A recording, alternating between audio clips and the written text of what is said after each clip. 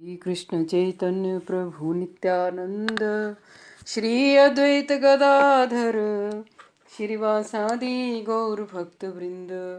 हरे कृष्ण कृष्ण कृष्ण हरे हरे, हरे राम राम राम हरे हरे। भगवान के अभिन्न प्रकाश विग्रह परिव्राजकाचार्य त्रिदंडी स्वामी ओम भक्ति प्रसाद विष्णु गोस्वामी गुरुदेव महाराज जी के पावन चरण कमलों में असंख्य असंख्य कोटि दंडवत प्रणाम करते हुए उनसे हेतु की भक्ति की वांछा करते हैं। परम गुरुदेव जय युक्त हो, परमेष्ठी गुरुदेव जय युक्त हो, रूपानुगुर पूर्व आचार्य जय युक्त हो। श्री वृंदावन धाम की जय हो, श्री मायापुर नवद्वीप धाम की जय हो, समस्त वैष्णव वृंद की जय हो। आप सभी वैष्णवियों को मेरा यथा योग्य दंडवत प्रणाम स्वीकार करें। आप सबका मैं अभिवादन करती हूँ। हरे कृष्णा मैया दंडवत प्रणाम। दंडवत। हरे कृष्ण। श्री बृहद भागवत दंडवत प्रणाम दीदी। अमृतम। हरे कृष्ण ग्रंथ के रचयिता श्रीपाद सनातन गोस्वामी जी की जय हो। हम आज श्लोक सुनेंगे 22। इससे पहले की कथा में हमने क्या सुना?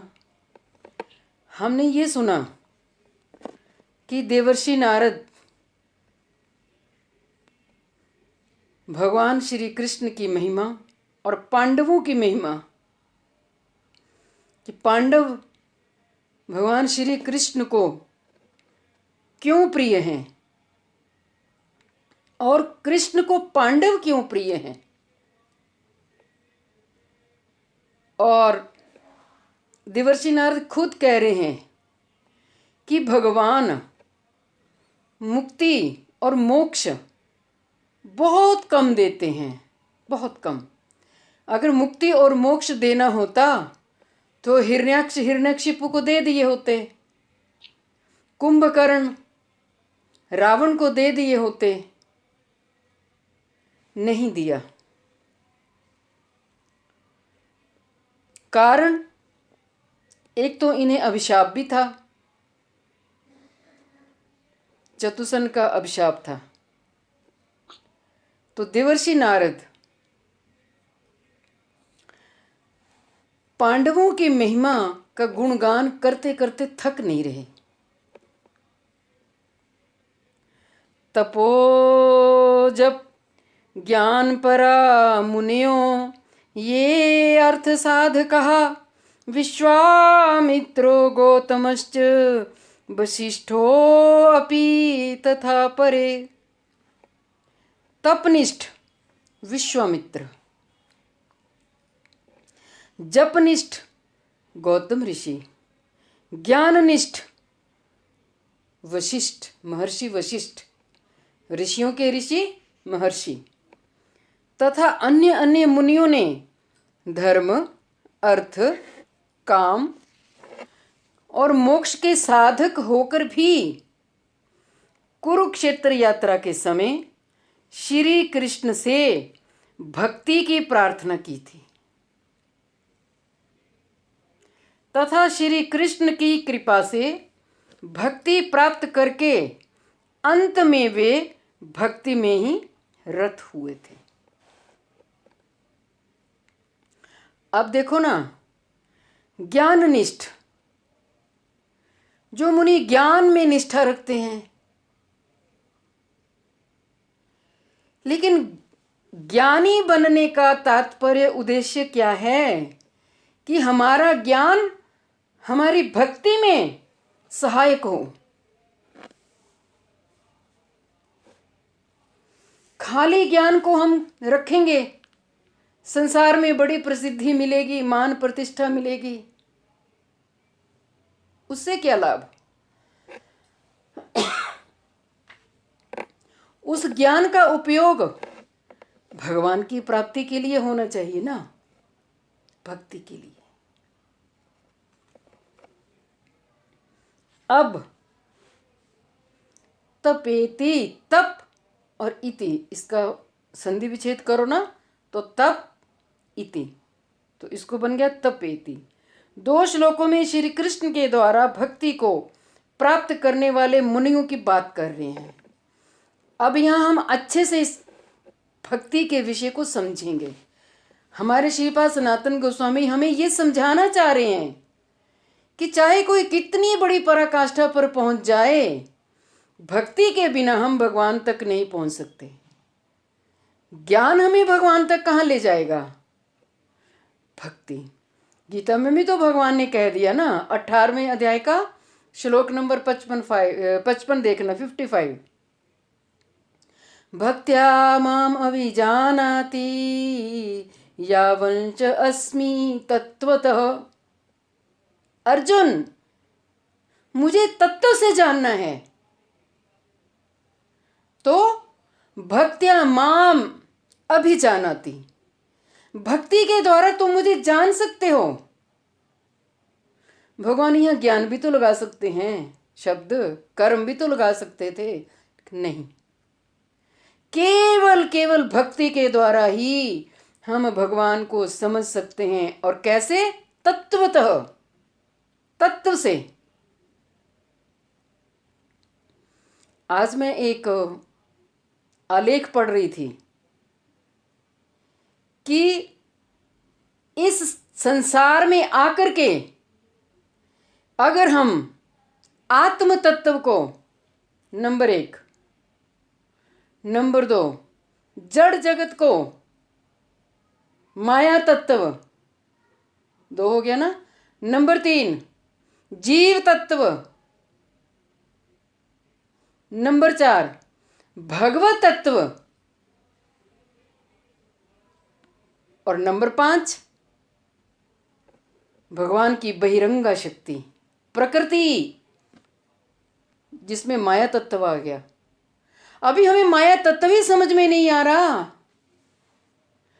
उसी के चक्करों में हम पड़े हैं, घूम रहे हैं। जो इन तत्वों को समझ जाएगा, भक्ति तत्व जो इन तत्वों को समझ जाएगा ना, वो संसार में नहीं फिर आएगा। भगवान नहीं भेजते उसको। इन तत्वों से जब हमारा पर्दा उठ जाएगा तो भगवान इतने प्यारे लगेंगे ना, इतना संबंध सुंदर लगेगा। ओहो, मैं तो जन्मों जन्मों से भटका पड़ा हूं, कितने मेरे युग बीत गए, कितने कल्प बीत गए, मैं अपने संबंध को समझ ही नहीं पाया। तो ये सारी जानकारी अब आप श्री बृहद भागवत अमृतम को सुन ही तो रहे हो। कहां से कथा का प्रारंभ हुआ और कहां तक कथा पहुंच गई। श्रीमद् भगवद गीता में इन्हीं तत्वों का विस्तार से बताया है, लेकिन श्रीमद् भगवद गीता ये श्रुतियों के मंत्र हैं, उपदेशों के मंत्र हैं। ये आसानी से बुद्धि में बैठते नहीं हैं। ये तभी बैठेंगे जब हम वैष्णव संग करेंगे, साधु संग करेंगे। वैष्णव के पास क्या मिलेगा? सीधी सी बात है, वैष्णव कभी भी ना कर्म कांड में उलझता है, ना दूसरों को उलझाता है। और कर्मन की गति न्यारी। और गीता में तो भगवान ने कह ही दिया है, कर्मण्येवाधिकार रस्ते मां फलेषु कदाचन। तेरा कर्म करने में अधिकार है। हमें यही तो पता नहीं लगता कि हम कर्म कौन सा करें। हम इंद्रियों की तृप्ति के लिए कर्म करते जा रहे हैं और वही कर्मों के बीज बनाते जा रहे हैं, और उन बीजों के अंतर्गत हम खुद को ही बांध ले रहे हैं। सीधी सी बात है ना। लेकिन वैष्णव संग करेंगे, साधु संग करेंगे, वो कर्मों के बंधन में बंधता ही नहीं है।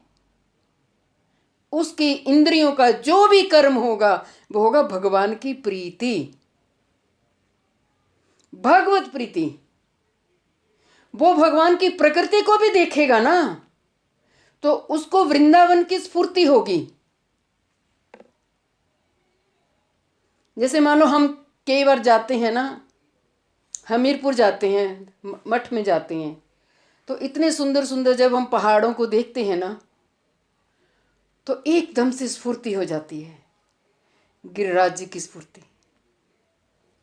नवद्वीप की स्फूर्ति, और नेत्रों से कभी कुंजें भी दिखाई देती हैं। लाखों करोड़ों लोग आ रहे जा रहे हैं, लेकिन स्फूर्ति किसको होगी? सोचो। जिसकी एकांतिक भक्ति होगी, एक निष्ठ भक्त होगा, और जिसका भजन का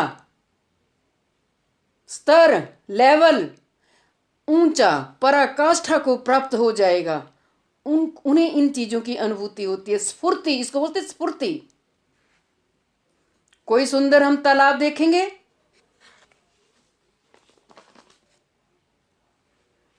तो नवद्वीप में श्री राधा कुंड की स्मृति आ जाती है।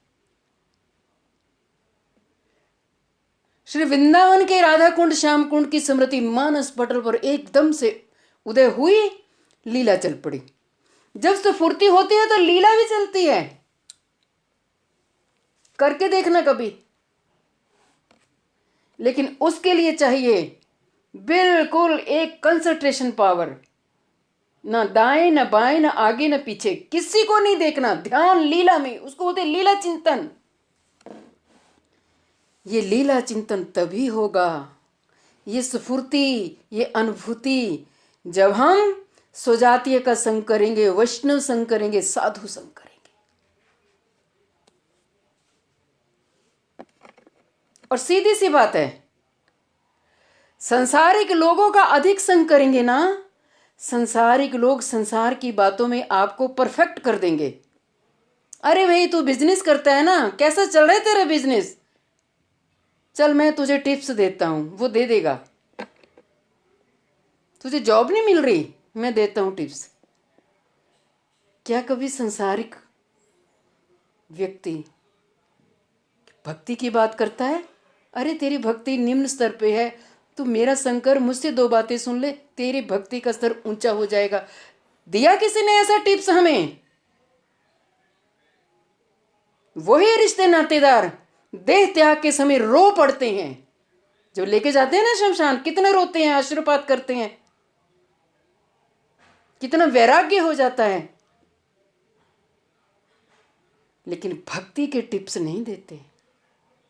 जो खुद भजनानंदी होगा, भजन करेगा, वो भक्ति के टिप्स देगा।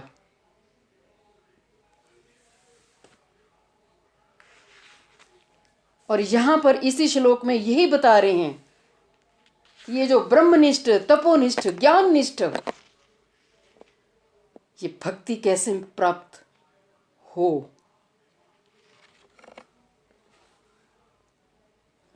श्री कृष्ण के द्वारा भक्ति को प्राप्त करने वाले मुनियों की बात कह रही हैं। तपनिष्ठ विश्वामित्र, विश्वामित्र इतने बड़े तपनिष्ठ थे ना, बहुत बड़े थे तो क्षत्रिय, लेकिन उल्टा लटक के भी इन्होंने तपस्या करी।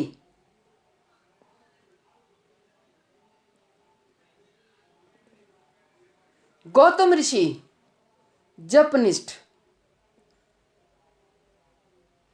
गौतम ऋषि की पत्नी अहिल्या, उनके हृदय के भाव समझ लिए गौतम ऋषि ने। इतना ऊंचा जप का स्तर। ज्ञाननिष्ठ वशिष्ठ जी, ये जो वशिष्ठ जी हैं, ये सूर्यवंश के भगवान राम जी के गुरु हैं।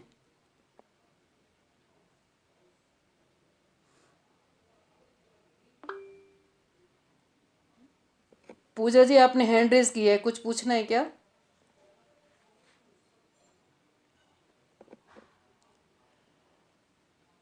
और वशिष्ठ ऋषि भगवान राम जी को वनवास हो गया, गुरु है ना, लेकिन गुरु भी वन जाने की आज्ञा दे रहे हैं। तथा अन्य अन्य मुनियों ने धर्म, अर्थ, काम और मोक्ष के साधक होकर भी इन ऋषि और मुनियों को तो मुक्ति मोक्ष स्वाभाविक ही है। इनका भजन का स्तर ही ऐसा ऊंचा है। लेकिन कुरुक्षेत्र में उपस्थित होकर श्री कृष्ण से सर्वप्रथम भक्ति की प्रार्थना की तथा उनकी कृपा से अपनी प्रार्थित, जो उन्होंने प्रार्थित का अर्थ होता है प्रार्थना जो की थी, भगवान के आगे जो उन्होंने विनय की, उस भक्ति को प्राप्त करके अंत में वे भक्ति में रत हुए, भक्ति में लीन हो गए। इस विषय में दशम स्कंद में कहा गया है, हे श्री कृष्ण, आज हमने आपके चरण कमलों का दर्शन किया है। अच्छा, श्री कृष्ण के चरण कमलों का जब हम ध्यान करते हैं ना, जैसे मान लो श्री कृष्ण के चरण कमल में ध्वजा का ध्यान करते हैं, तो ध्वजा हमेशा विजय का प्रतीक है। तो हम ध्वजा का ध्यान करते हुए क्या सोचेंगे? हे गोविंद, हे भक्तवत्सल, आपकी प्रेम की ध्वजा गोपियों ने लहरा दी। मैं आपके चरण कमलों का ध्यान कर रही हूं, आप भी मुझे उस प्रेम को दान दीजिए, मुझे प्रेमी बना लीजिए। मैं सुदर्शन चक्र चिन्ह का ध्यान करती हूं। हे दीनानाथ, हे भक्तवत्सल, ये जो सुदर्शन चक्र का आपके चरण कमलों में चिन्ह है ना, ये तेजस का स्वरूप है। मैं इसका ध्यान इसलिए कर रही हूं कि मेरे हृदय में जो काम, क्रोध, मद, लोभ, अहंकार, मद, मात्सर्य, ईर्ष्या रूपी जो शत्रु बैठे हैं, इन्हें दूर कर दो ना। हमें रोज ध्यान करना चाहिए। कमल का चिन्ह है। हे ब्रजेंद्र नंद नंदन, मैं आपके चरण कमलों में कमल रूपी शुद्ध कमल का ध्यान कर रही हूं। जिस तरह कमल जल में रहता हुआ भी जल में आसक्त नहीं होता, उसी तरह मैं इस जड़ संसार में कैसे भी अपना जीवन यापन करूं, पर संसार में मेरी आसक्ति रहनी नहीं चाहिए। मुझे इस आसक्ति से मुक्त कर दो। मैं इसीलिए कमल का ध्यान कर रहा हूं।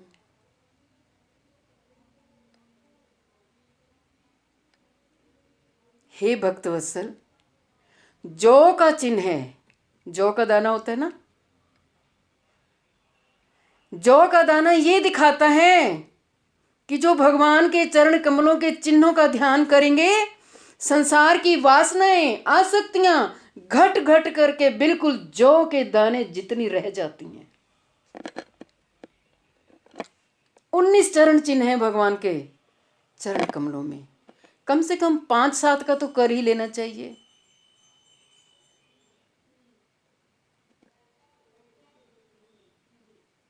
हे गोपीजन वल्लभ, बहुत सुंदर आपके चरण कमलों में अंकुश का चिन्ह है। अंकुश का चिन्ह क्यों है भगवान के चरणों में, कभी सोचा है? हरे कृष्ण देवी। हरे कृष्ण। जो मन की इंद्रियों को कंट्रोल करे। जी, इतना बड़ा हाथी, महावत के हाथ में छोटा सा अंकुश का चिन्ह होता है। इतना लंबा होगा और ऐसे को होता है टेढ़ा। वो चुभाएगा गर्दन पे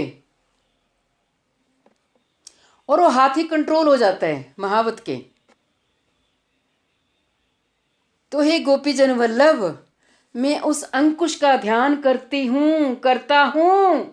मेरे हृदय में जो वासनाएं जग जाती हैं, वो वासनाएं जो हैं वो अंकुश रूपी चिन्ह का ध्यान करने से कंट्रोल में हो जाए, मेरे मन कंट्रोल हो जाए। इंद्रिय घोड़े हैं, मन मेरी लगाम है। मैं अपने मन पर विजय नहीं प्राप्त कर सकता, पर हे गोपीजन वल्लभ, बस मैं तो आपके उस अंकुश रूपी चिन्ह का ध्यान करता हूं, ताकि मेरे हृदय में जो वासनाएं जगती हैं, एक आती है, दूसरी जाती है, दूसरी आती है, तीसरी, मन पर कभी नियंत्रण है ही नहीं। मैं इसीलिए आपके प्यारे प्यारे चरण चिन्हों का ध्यान करता हूं। रोज किया करो, 2 या 4 चरण चिन्हों का ध्यान किया करो। और कोई उपाय नहीं है संसार की आसक्तियों से छूटने का, कोई दवाई नहीं बनी, कोई मेडिकल स्टोर पे कोई मेडिसिन मिलती है। भगवान के चरण कमलों में ही सब कुछ, और हरि नाम जप में।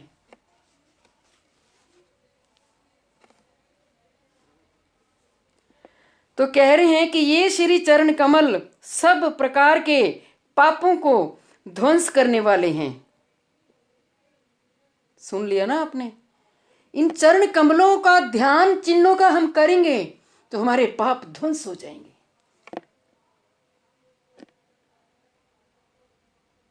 गोपियां भी तो कह रही हैं ना, प्रणत कामदम, कितनी सुंदर बात। पद्मज अर्चितम धरणि मंडनम ध्येयमापति।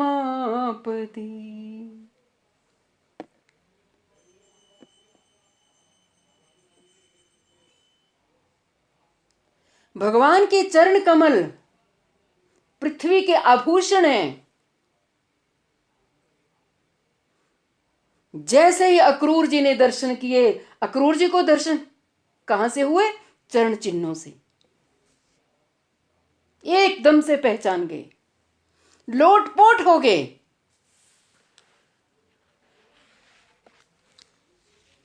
और गोपियां तो यहां तक कहें कि हम तो आपके चरण कमलों का ध्यान जब अपने हृदय पे करती हैं तो हमें डर लग जाता है कि आपके चरण तो इतने कोमल हैं, इतने कोमल हैं, और हमारा स्तन, हमारे हृदय कठोर है, कहीं आपको कोई तकलीफ ना हो जाए। इतने कोमल। जब संध्या करते हैं ना हम, तो ऐसा हमें भाव जगाना चाहिए। गंगा तीर्थ के जनक हैं तथा योग में सिद्धि प्राप्त करने वाले योगियों के द्वारा भी हृदय में ध्यान किए जाते हैं। महाराज, योगी, तपस्वी, ध्यानी, ज्ञानी, ये परमात्मा का चिंतन करते करते कितना समय बीत जाता है, लेकिन भगवान को साक्षात दर्शन नहीं कर पाते। भक्ति योग एक ऐसा योग है, चिंतन करो, ध्यान करो, हरि नाम जप करो, भगवान की लीलाओं का चिंतन करो, अपने मन को श्री वृंदावन धाम, नवदीप धाम में ले जाओ, भगवान जरूर दर्शन देंगे, देते भी हैं। अतः आज हमने साक्षात रूप में उन श्री चरणों के दर्शन किए। ये सारे मुनि कह रहे हैं। अतः भक्ति प्रदान करके हमारे प्रति अनुग्रह कीजिए। अनुग्रह माने कृपा कीजिए। तत्व ज्ञान से युक्त भक्ति तथा भक्ति द्वारा जिनका वासना रूप जीव कोश ध्वंस हो गया है, वे ही आपके चरण कमलों की भक्ति करते हैं। वाह, क्या शब्द बोले! तत्व ज्ञान से युक्त। हमें भक्ति करनी है ना, भक्ति योग हमें अपनाना है, तो हमें तत्व ज्ञान भी होना चाहिए। मेरा भगवान से क्या संबंध है? मुझे भगवान तक मेरे गुरुदेव लेके जाएंगे, मैं स्वयं नहीं जा पा सकती, मैं जा ही नहीं सकती। गुरुदेव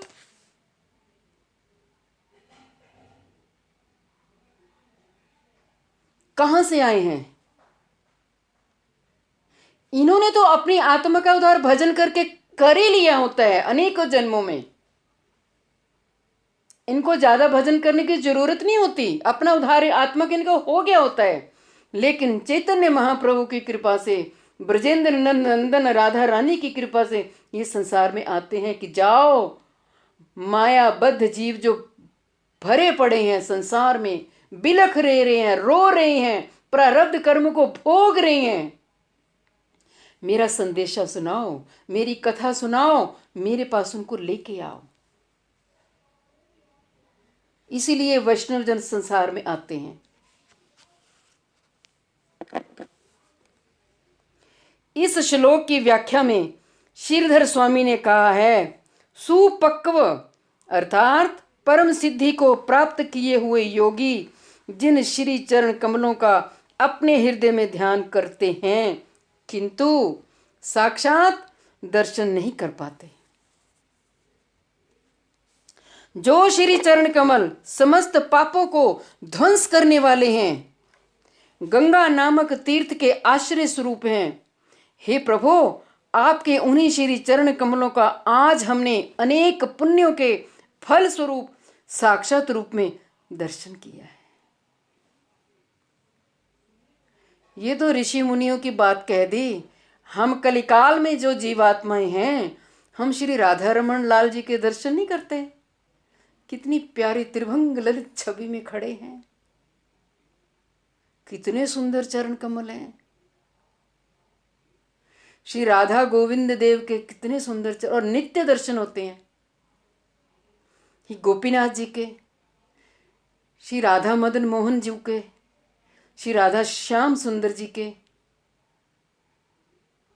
ये हम कलयुगी जीवों को संसार से उबारने के लिए ही तो भगवान प्रकट हुए। देखो, ये मेरी छवि है, मैं इस स्वरूप का हूं। एक बात बोलूं, हमारे ना मानस पटल पर ऐसी छवि को आप अंकित कर लो, बिठा लो कि जब भी हम नेत्र बंद करें, हमारे हृदय पर प्रिया प्रीतम झूला झूले। इन नेत्रों को जब भगवान की छवि का दर्शन करने की आदत पड़ जाएगी ना, तो संसार की छवियां धूमिल, दिल नहीं करेगा देखने को। क्या देखना ये संसार। प्रिया प्रीतम का दर्शन, अपने हृदय को इतना कैपेबल बना लो, आंख बंद करो और झट से हमें दर्शन हो जाए। जिन खोजा तिन पाया, गहरे पानी पैठ।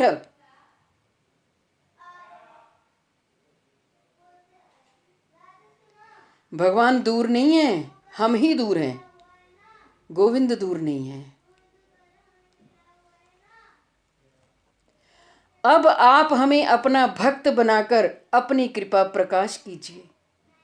यदि कहो कि भक्ति की क्या आवश्यकता है, तुम पहले की तरह ही जप तप आदि करो, तो उसके लिए ही मुनिगण कह रहे हैं, हे प्रभु, आपके श्री चरण कमलों के दर्शन से हमारे हृदय में भक्ति का उदय हुआ है।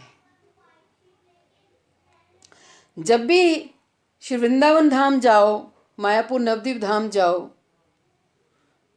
कहीं भी जाओ दर्शन करने, तो दर्शन करने की एक विधि होती है। हमेशा दर्शन चरण कमलों से ही शुरू करने चाहिए। मुखारविंद से दर्शन शुरू नहीं करने, चरण कमलों से। आहा, कितने सुंदर भगवान के चरण कमल। एक एक अंग का, एक एक भगवान का सौष्ठव शरीर का अपने हृदय में छवि धारण करो। अरे सखी, आज तो राधा रमन लाल जो बड़े प्यारे लग रहे थे, आज तो नीली पोशाक धारण करी थी। दर्शन कराते हैं, कोई पूछता है, माता जी ठाकुर जी ने कौन सी पोशाक धारण, अरे ये तो मुझे पता नहीं। फिर तुमने क्या दर्शन किया? आज कौन सी माला पहनी थी ठाकुर जी ने? आज ठाकुर जी के कर कमलों में लकुटियां रखी थी? कोई खबर नहीं। दर्शन ऐसे अपलक नेत्रों से होना चाहिए कि हमारे पलके ही न गिरे। जैसे गोपियां कहती हैं, अटति यद भवन्ननि काननम त्रुटिर्युगायते त्वाम पश्यताम। एक त्रुटि के लिए भी अगर पलक गिर जाए तो कहते हैं विधाता ने पलके लगाई तो लगाई क्यों। हम इतना भी भगवान का विरह सहन नहीं कर पाते, हमें अपलक दर्शन होता है। हमें भी ऐसा ही दर्शन करना चाहिए।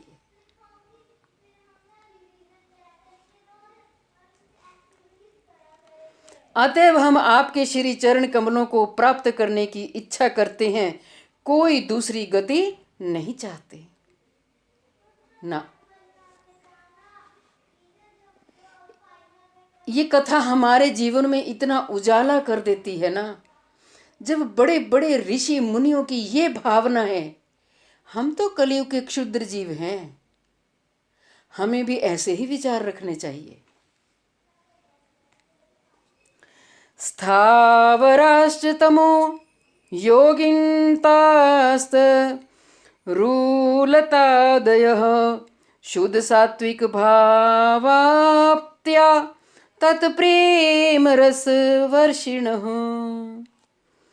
तामस योनि को प्राप्त हुए तरुलता आदि और स्थावर प्राणी भी श्री कृष्ण की कृपा से शुद्ध सात्विक भाव को प्राप्त कर सदा प्रेम रस की धारा का वर्णन कर रहे हैं। ये जो लता पता है,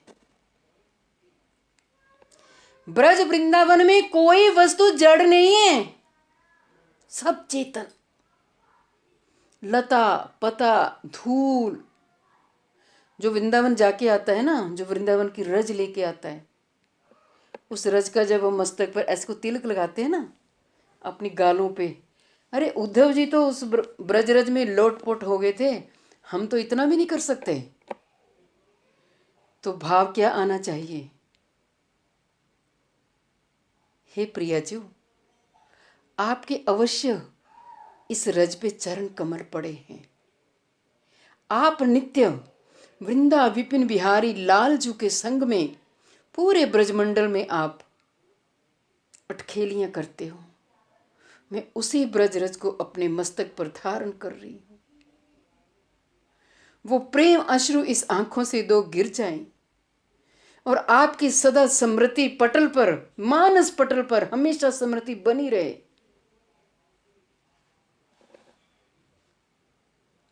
उद्धव जी प्रार्थना करते हैं कि बंदे नंद ब्रज स्त्री नाम पाद रेणु म भीक्षण सह। पाद रेणु चरण कमलों की धूल, मैं उसको प्रणाम करता हूं।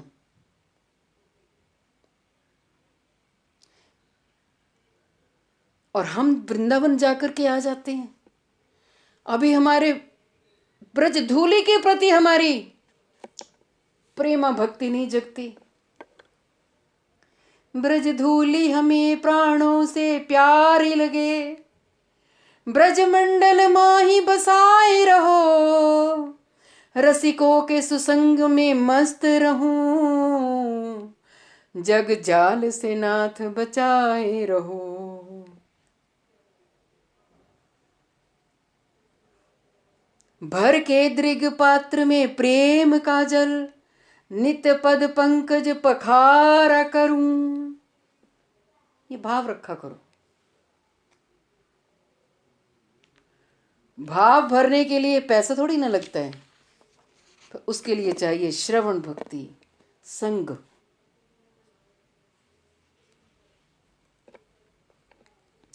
अब स्थावरा इत्यादि श्लोक के द्वारा प्रेम से परिपूर्ण स्थावर आदि प्राणियों की महिमा कह रहे हैं। तामस योनि को प्राप्त तरुलता, तरुलता वृक्ष, बेल आदि प्राणी साधारणतः बाह्य इंद्रियों की क्रिया शक्ति के अभाव में जड़ रहते हैं, तथापि श्री वृंदावन आदि धामों में स्थित तरुलता बाह्य इंद्रियों की क्रिया वृत्ति के अभाव में स्थावर जाति के होने पर भी श्री कृष्ण की कृपा से सात्विक भाव को प्राप्त हुए।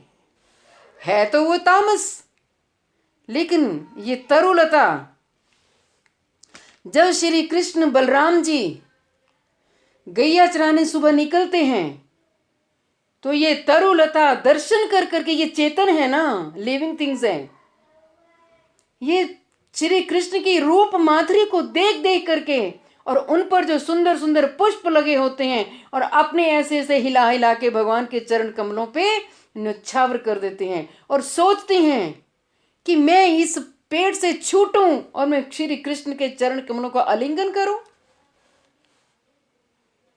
और जब ये वेणु ध्वनि सुन लेती हैं, ये तरुलता, तो ये एकदम से जड़ हो जाती हैं। ऐसी कानों में इनकी श्री कृष्ण की वेणु की ध्वनि जाती है और ये अपना हिलना जुलना सब कुछ खत्म, बंद। ऐसा प्रभाव पड़ता है, सात्विक वृत्ति को धारण कर लेती हैं। और जो पत्थर होते हैं, जो पहाड़ होते हैं, जड़ होते हैं ना, उनमें चेतनता आ जाती है, पत्थर पिघल जाते हैं। जो 84 कोस ब्रज परिक्रमा में गया वो दर्शन करके आया है। श्री कृष्ण की वेणु ध्वनि को सुन करके पर्वत पिघल गए। वहां आज भी श्री कृष्ण के चरण कमलों के चिन्ह हैं, जहां जहां भगवान ने हाथ रख दिया। मायापुर नवद्वीप धाम में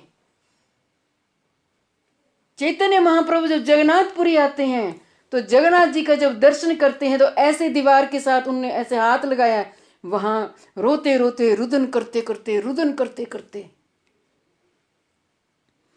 उंगलियां छप गई।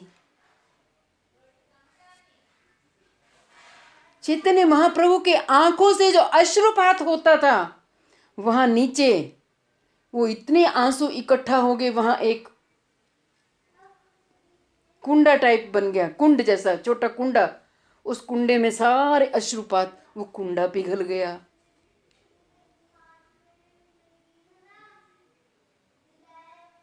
ये है भगवान की महिमा।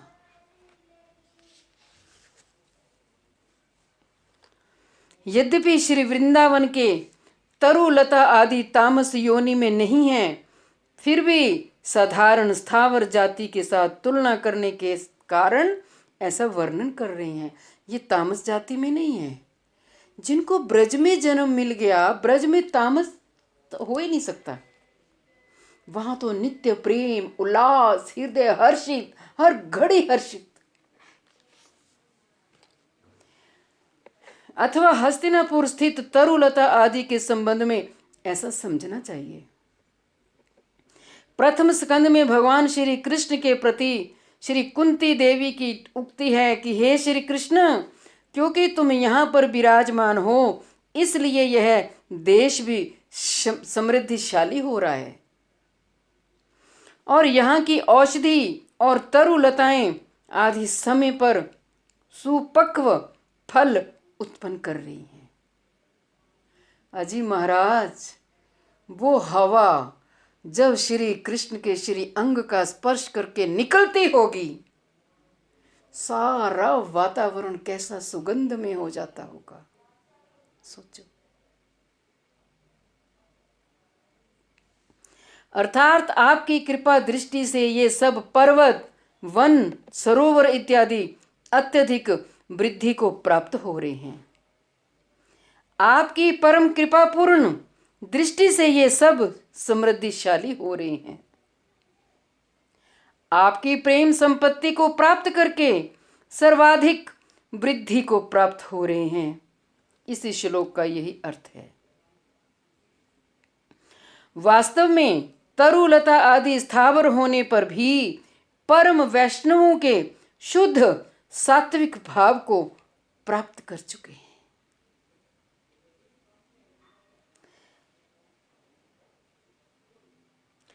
प्रेम के उसी अनुभाव रूप स्तंभ आदि सात्विक भावों को प्राप्त किया है, ऐसा समझना चाहिए। इस प्रकार वे तरुलता आदि भी श्री भगवान के प्रेम रस धारा के वर्षण से, अर्थात निरंतर मधुधारा के वर्षण के बहाने प्रेम संपत्ति लक्षण रूप अश्रुधारा का वर्णन कर रहे हैं। ये जो लता पता, इनमें भी जब प्रेम का विकार पैदा हो जाता है तो इनमें से भी अश्रुपात होता है। जो कृष्ण प्रेम में 8 विकार होते हैं, ये उन 8 विकारों को प्राप्त हो जाते हैं। ऐसी हालत है वृंदावन के तरुलता में। और आज भी श्री वृंदावन में जो वृक्ष हैं, उन्हें साधारण वृक्ष नहीं समझना। वो ब्रज में उन्होंने तपस्या करने का कोई प्रार्थना करी होगी, वो आज भी वहां प्रार्थना के फलस्वरूप तपस्या कर रही है। ब्रज में जाकर के जहां तहां पत्तों को नहीं तोड़ना चाहिए, जहां तहां अपना मल मूत्र थूक इत्यादि नहीं गिराना चाहिए, बल्कि उनमें उनको आलिंगन करो, प्रणाम करो। ज्यादा भ्रमण करने की अपेक्षा किसी एक जगह का चुनाव कर लो, उस वृक्ष के अपना आसन ले जाओ, नीचे बैठ के भजन करो। अनुभूतियां होती हैं, अनुभूतियां। ब्रज दर्शन की भी महिमा है, एक और तरीका है। और ये ब्रज चिन्मय है, हमें दिखाई नहीं दे रहा। हम क्या देखते हैं? हमारी आंखें क्या देखती हैं?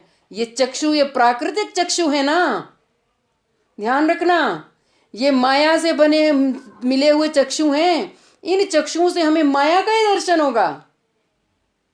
प्रेमा अंजन छुरित भक्ति विलोचनेन संत सदैव हृदयेषु विलोकयन्ति। ब्रह्म संहिता। प्रेम रूपी अंजन जब हमारी इन आंखों में लग जाएगा तो साधु पुरुष वैष्णव जन अपने हृदय में और समस्त चराचर में भगवान का दर्शन करते हैं।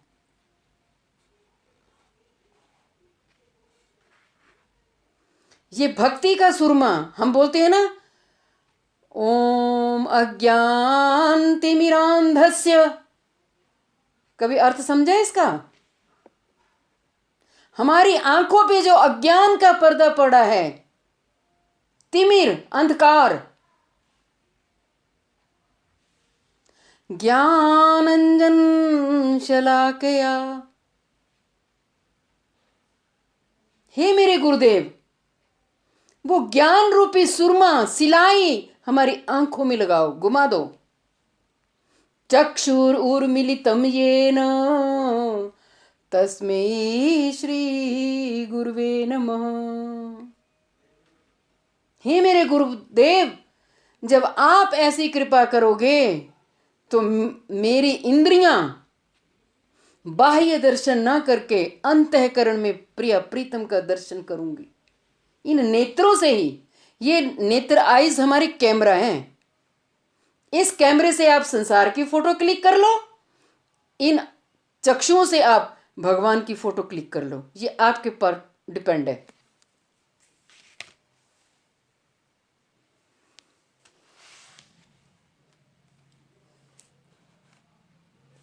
अब हम श्लोक तो बोल देते हैं, वांछा कल्पतरुभ्यश्च कृपा सिंधुभ्य एव च पतितानां पावनेभ्यो वैष्णवेभ्यो नमो नमः। कोई बताएगा इस श्लोक का प्रार्थना का अर्थ? बोलिए। बोलते तो सारे हैं रोज।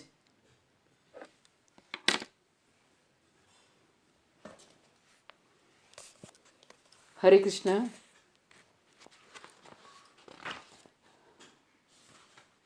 बोलिए जी। हरे कृष्णा दीदी। जी। जो बांछा कल्पत्रु कृपा के समुद्र तुल्य और पतित पावन है, उन वैष्णवों को मैं बार बार प्रणाम करता हूँ। ठीक।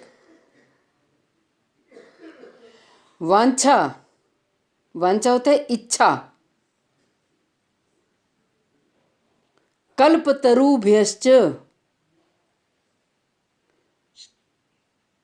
कल्प वृक्ष।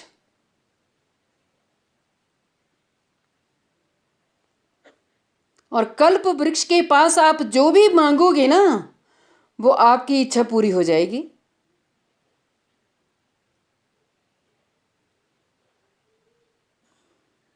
पतिता नाम,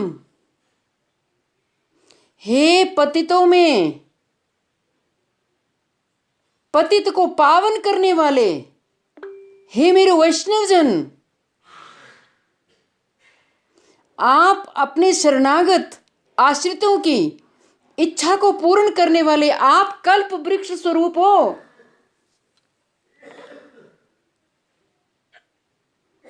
पावनेभ्यो, मैंने आपकी शरण ग्रहण कर ली है हे वैष्णवजन, आप मुझे पावन बनाओ, शुद्ध करो, शुद्ध भक्ति में मेरा प्रवेश हो जाए। ऐसे वैष्णवेभ्यो नमो नमः। ऐसे शुद्ध भक्ति स्वरूप की खान जो मेरे वैष्णवजन हैं, मैं उन्हीं के शरणागत होकर के उन्हीं को बारंबार प्रणाम करता हूं। यह है इस मंत्र का, प्रार्थना का अर्थ। मंत्र तो हम बोल देते हैं, अर्थ मालूम नहीं।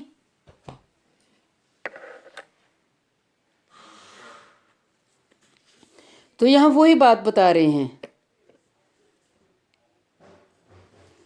श्री वृंदावन के तरु लता आदि तामस योनि में नहीं है। अच्छा, मैं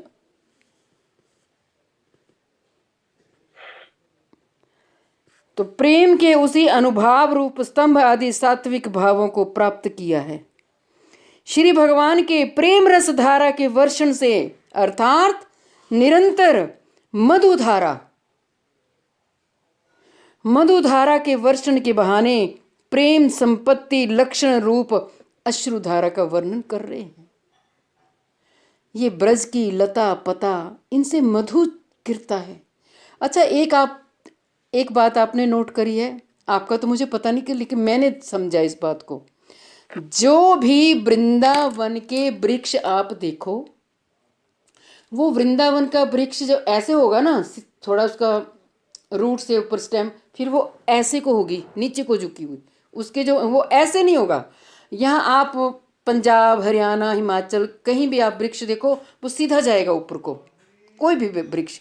और ब्रज में आप वृक्ष देखो तो वो ऐसे को, ऐसे को। ऐसे क्यों? क्योंकि वो वृक्ष झुके हुए, वो कह रहे हैं कि मैं अपना जो मेरा शिरोभाग, मेरा मुकुट है, वो मेरे गोविंद के चरण कमलों में, प्रिया जी के चरण कमलों में मैं दंडवत करता हूँ। मेरा तो भाव ये है, और ऐसे ही मैंने दर्शन किया है। गिरिराज जी की तलहटी पे में जो मैंने कुंजें देखी हैं, वो भी ऐसे, वो बड़ी ज़्यादा बड़ी झाड़ियाँ नहीं होती, थोड़ी सी, और ऐसी को गोल, बड़ी प्यारी सी गोल सी बनी। मतलब अब अभिमान बिल्कुल नहीं, गर्व बिल्कुल नहीं। जैसे एक वृक्ष में उदंडता होती है ना सीधा, वैसे नहीं। ये है ब्रज दर्शन। ते कृष्ण भ्रातर्स्तस्य किं वर्णो अपूर्व दर्शितः रूप सौंदर्य लावण्य माधुर्य आश्चर्यताभर। वाह वाह, क्या शब्द। हे श्री कृष्ण के भाइयों, श्री कृष्ण के रूप, सौंदर्य, लावण्य और माधुर्य आदि आश्चर्यपूर्ण महिमाओं का मैं कहां तक वर्णन करूं, वे सभी तो अपूर्व हैं।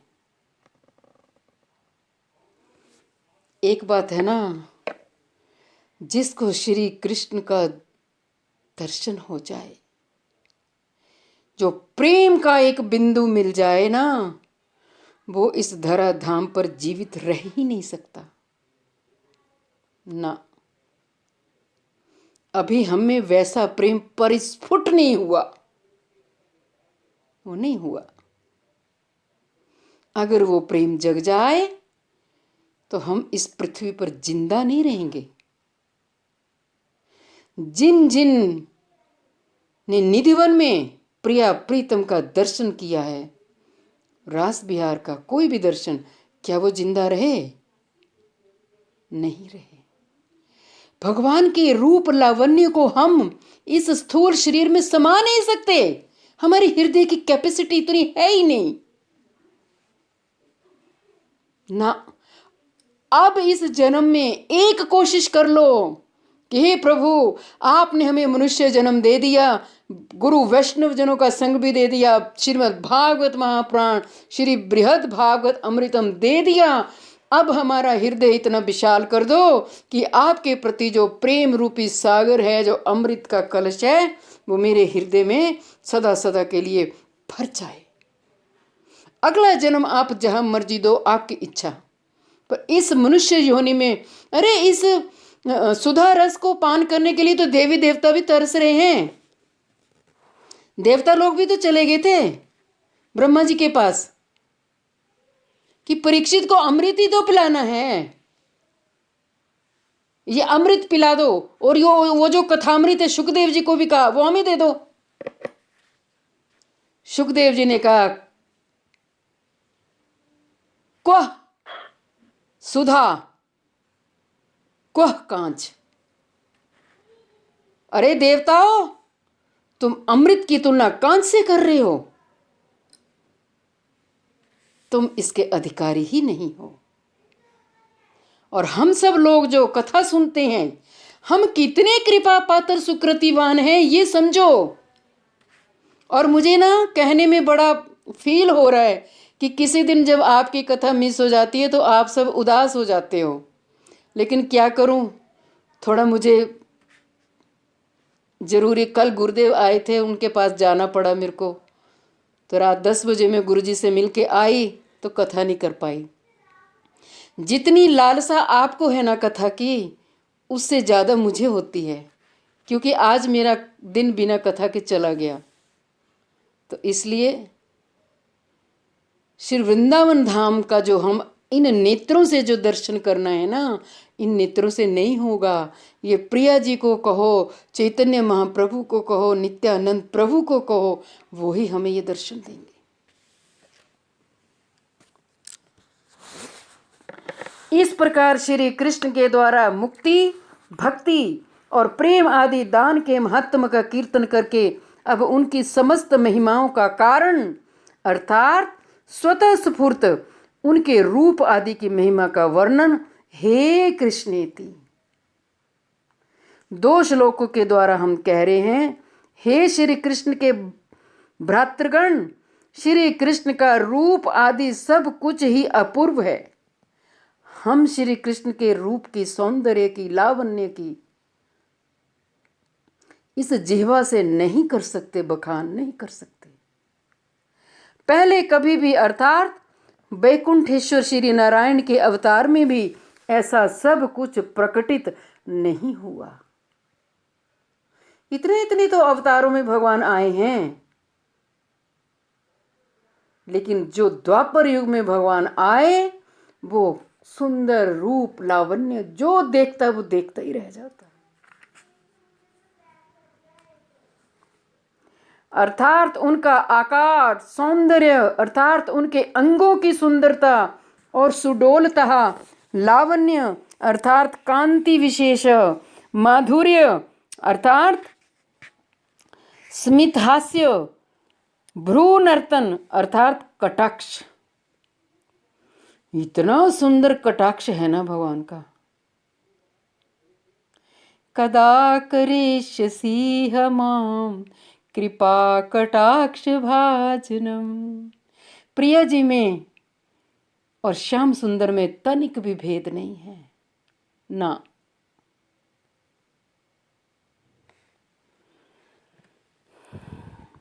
इन गुणों की आश्चर्यपूर्ण महिमा अर्थात अत्यंत चित्त चमत्कारिता का वर्णन कहाँ तक करूं, अपितु मैं वर्णन करने में असमर्थ हूं। ये देवर्षि नारद की ऐसी हालत हो गई है।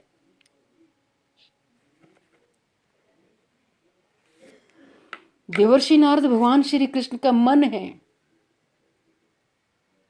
जैसा भगवान चाहते हैं देवर्षि नारद और योग माया प्लेटफॉर्म तैयार कर देती है। हम भी तो कम भाग्यशाली नहीं हैं। हमने साक्षात में दर्शन नहीं किए, कथा के माध्यम से तो हो ही रहे हैं ना।